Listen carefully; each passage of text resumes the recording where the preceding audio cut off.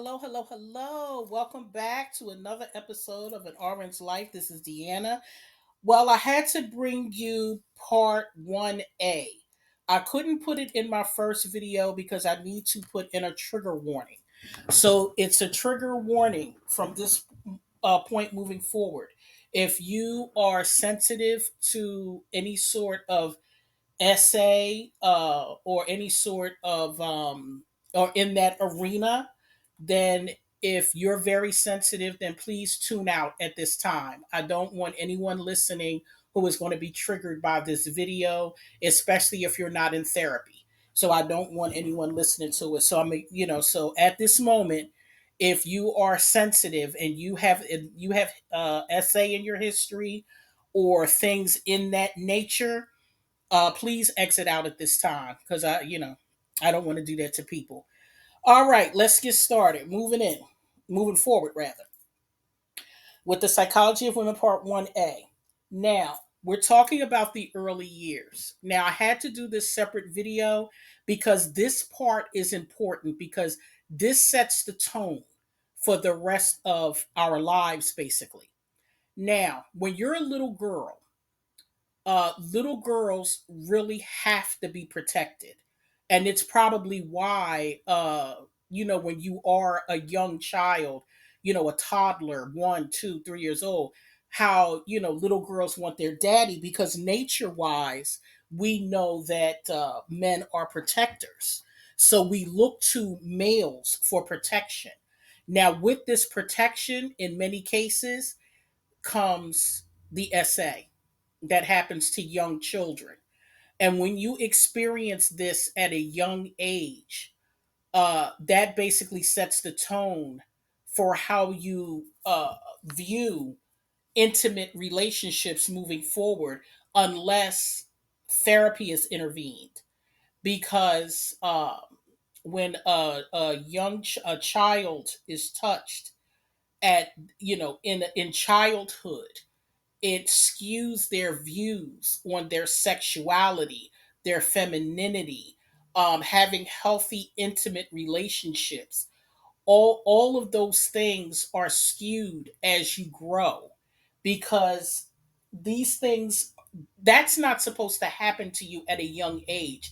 It creates tremendous confusion and anger and just a child does not know how to process what is going on with them. And I believe I mentioned it before in another video about the confusion that a child has during that time because of the fact there is an uncomfortability and also a pleasure component, which causes the child to be extremely confused.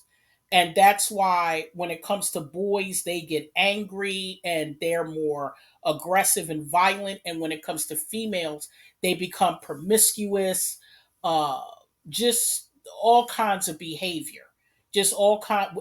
Women can exhibit behavior from having something like this done to them in many ways. That's a video all itself. But I want to stress the importance of protecting little girls during this time in their life. Women have to be protected, period. But little girls, especially, have to be protected until they're old enough to fend for themselves or at least ask for help, seek help, or let somebody know what's going on. You have to be careful on who you have child around, period, children, period. But right now we're talking about little girls, and you have to be very careful about the men that are around them because little girls are sexual, children are sexualized. That's just plain and simple. But little girls are sexualized, and in different cultures some children are sexualized more than others because they develop faster than some other cultures.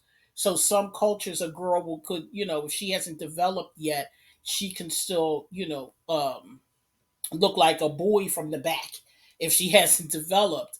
But for the most part, when a young girl starts developing at like 8, 9, because girls are getting breasts now at like 8, 9, they're getting cycles at 9, 10. And like I said, during this time, little girls really have to be watched over carefully. We're hearing way too many stories of young girls, being essayed, and it's just it's just sad. It's really sad, and you have to watch the men that are around your children. And also and we're at the point now where it's not even just men anymore. You have to watch anybody around your children, because we're in an era now where women are assisting in some of these behaviors. We're in a society now where women are letting this happen to their own children, their own daughters, and they turn the blind eye and act like they don't know what's going on, and it's been going on for years, and act like they don't see or know anything about it. So again, at this point in a little girl's life, this is the crucial point, because if a young girl is violated in her early years where she really don't understand what's going on, that sets the tone for the rest of her life until there is some sort of therapeutic intervention. Because one thing about young children, they're not able to articulate their feelings because they don't know how to. They're young, they don't know how to do that. All they know is how they feel. They don't know how to take that feeling and express it into words, or it coming across in a way that we would understand as adults. So this is why children hold this stuff in, and they internalize it. And as they're growing with this internalizing, and then as they grow, behaviors start coming out. This is when you start to notice other children messing with other children, and this is when you start seeing this stuff starting to come out, because they couldn't say anything before. They couldn't say anything because of the fact they didn't know. So now they're older and they're acting this stuff out now. This is what's going on.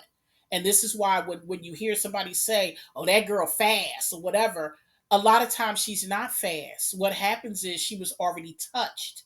So she's acting on urges. And because when you do something like that to a human being, you awaken urges that shouldn't be there. Those urges are not even supposed to come into play until you hit puberty, actually. So that's when these urges come into play, when you start being attracted to the opposite sex or the same sex, whichever one you go for. And this is when those things start to occur. This is when you experience your first puppy love, your first little boyfriend in middle school, or something like that. But when you do something like that to a young child, it awakens them, and they don't know how to process what they're feeling. It awakens urges in them that, because see, it's going to be a physiological response and a mental response. The physiological response, and the thing of I'm trying to explain this in a way that is delicate and also understandable. The physical and mental response, they don't go together. What happens is when you mess with a child early, the physical response, when you have a physical response, the mental is not going to recognize it like you do normally. Like we know normally when we feel horny, well, where my man at or where my girl at, I want to do it. But when a child experiences the physical and the mental, that's when everything is crazy, because they don't know how to process it. Because the physical that they're feeling, mentally, they know they shouldn't be feeling like this. They know that those thoughts are wrong, but they entertain them because they can't help it. It's a physical response that triggers a negative mental response. And this is where the shame comes in at, and the low self-esteem. And, like I said, some kids act out, and they'll act out in being promiscuous. They'll act out in initiating some things, with other kids their own age, which will cause even more problems. So this is what happens. That's why protecting little girls are so important. To give you an example, because usually I try to put, I'll give you an example out of my own life just to, not to tell anybody else's business. But when I was raising my daughter only went one place to spend the night, and that was to my sister's house because my sister had a little girl, and her and her husband, they had a little girl, and I was very comfortable with my daughter going over there with my son because my both my kids would go over there all the time and spend the night since they were like 2 years old. So my sister's husband has been around my daughter since he was two, even before they got married. So he's been like a father figure in my daughter's life growing up, and she's always felt very fond of him. She's never complained about not wanting to go over our house. There was never any things raised for me to be concerned about her going. Now, my daughter always wanted to go to my brother's house because my son went there a lot too. Because my brother, he has all boys. And I told my daughter she could not spend the night down there. Not because I think anybody would do anything to her, but I just left no room for doubt because I trust my brother, I trust my nephews, I trust my sister in law, but I don't trust if see my nephews had other friends coming over sometimes, and they had little friends running in and out the house, so I didn't trust none of that. So I was like, my daughter only spent the night out one place. Even a very close friend of mine, her daughter had a sleepover, and her daughter always came to my house for a sleepover, but I didn't send my daughter. And that's because I called her and asked her who was going to be in the house that night. And she said that she had a male cousin there that I never met, that I don't know who it is. So I told my daughter she couldn't go because you had, and, fortunately for me and my daughter, she has grown up without being a victim of any type of SA because I was 100% helicopter mom. I knew where my daughter was at all times. She couldn't go anywhere without my consent. I took them and picked them up from everywhere, school, the mall, whatever it is, I was there. And I was a very active mother as far as school and extracurricular activities. So I was all up in my kids' business. And I'm not saying I knew everything that they did because I didn't, but I was around them enough to know that people that know me knows that I'm an overprotective mother. So it's not going to be that easy to get to my daughter because usually predators, they usually go after kids that they can get to because they see that the parents are working a lot or there's some issues there or whatever. So that's how they weasel their way in. But for me and my kids, know everybody, anybody that knows me know that I was a helicopter mom and that I was all up in everything. I was up in everything. So one time I went in the men's bathroom because my son took too long. We went to the movies. He was like I think 8 or 9 or something like that, and he was too old to take him to the women's bathroom. So I stood outside the men's bathroom, and to me he was taking too long because we all know little boys do not wash their hands when they go to the bathroom. You have to make them. So he wasn't coming right back out for me. So I went right in there, and it was a man in there talking to him. Now, my son said, the man was just asking him, was he okay or whatever. And it could have been something innocent. I don't know. All I know is I didn't like it. So I opened up that door and I saw the man standing there talking to him. I said, DJ, come on, let's go. And I told my son, let's go. So that's it. So that's why I said I was a helicopter mom. So again, getting back to what I'm talking about, you really, really, really have to watch young girls. It's a lot going on in the world today. I I was told by someone that I know that there was a little girl who was assaulted in the school bathroom and wound up being pregnant and had to terminate the pregnancy. And so that's what I'm saying. It's things that happen that sometimes you have no control over, what school your kids, and sometimes you can't control what school your kids go to. But what you do have to do is talk to your kids about different things about being safe, like don't not going into a bathroom where you're the only one, or finding a friend to go with you or a buddy. Do you like the buddy system? Because I taught my daughter that. I taught her the buddy system with her girlfriends, that nobody goes anywhere alone. If one got to go to the bathroom, y'all all go to the bathroom. So, if one's leaving, you all leave. So I taught my daughter, the buddy system, my daughter and my nieces, that, all, and my daughter still does that to this day. She's, a full adult. She's, much older now. And even to this day, when she goes out with her friends, she still does the same thing. If she goes to the bathroom, she makes sure the other girls go with her. And if they go, she go. So, that's something that you also need to teach your, young girls in school, because things are happening in schools also. So that's why I said it's very important to really teach your kids to be on their guard when they're older, and when they're younger, you have to protect them, because I don't think people know how bad and how deep being essayed is for a female, and how it affects or can affect the rest of their life, because it they'll never be the same. It's not the same person. The person that they were before that happened is gone, because it's a violation. And it's a violation that the mind has difficulty wrapping itself around, because of the fact the child was violated. So that's especially, you're talking for females, being, well, it doesn't matter if it's females or males, men or women. The violation is violation, and it's traumatizing no matter who it happens to, whether it's men or women. But the point I'm making is it's very important to protect little girls, because little girls are sexualized.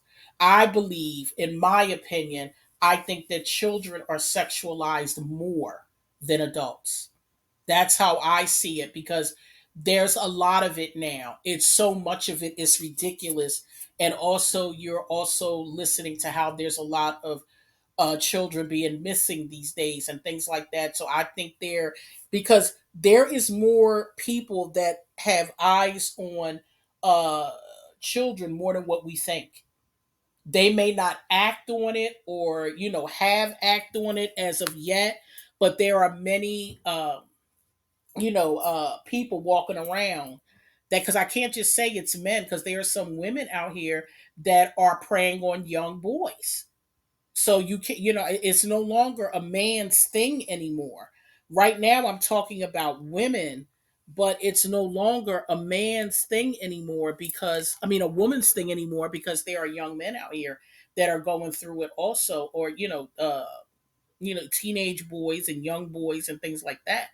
So that's why I said it appears to be in society now that children are sexualized more than adults.